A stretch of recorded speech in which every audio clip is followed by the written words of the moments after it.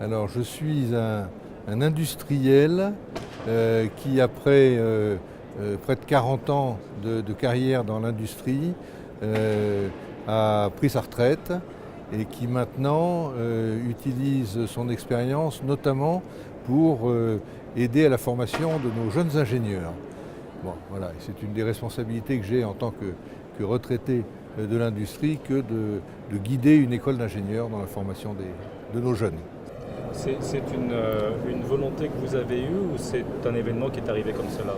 Vous savez, la vie est faite de rapprochements et d'opportunités.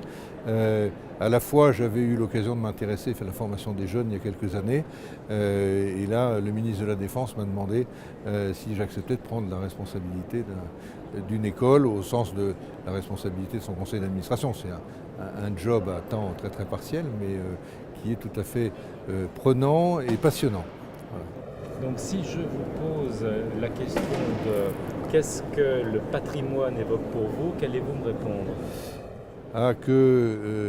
J'ai été élevé dans une famille où j'avais une mère qui était artiste et que dans la famille on aimait beaucoup effectivement tout ce qui était lié à l'art. Donc en quelque sorte je suis tombé dans la marmite quand j'étais petit et j'ai toujours été passionné par ça à titre vraiment personnel et individuel en m'occupant de quelques vieilles pierres familiales dans le centre de la France et en m'occupant d'un certain nombre d'objets que les générations anciennes ont fait passer.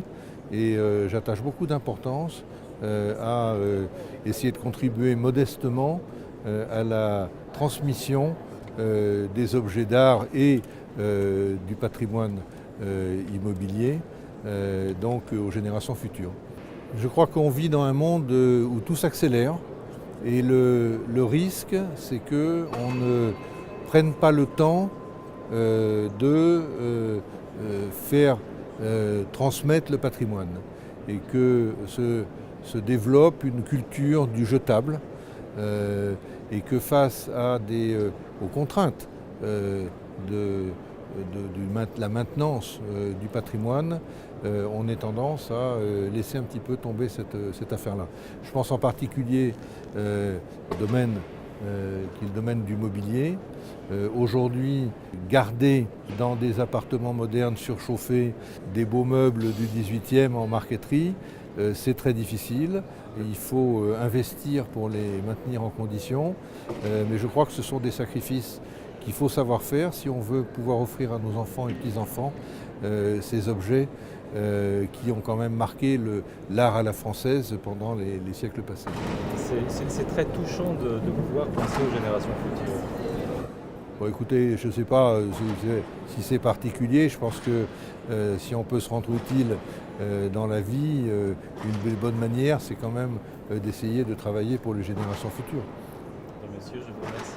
Je vous en prie.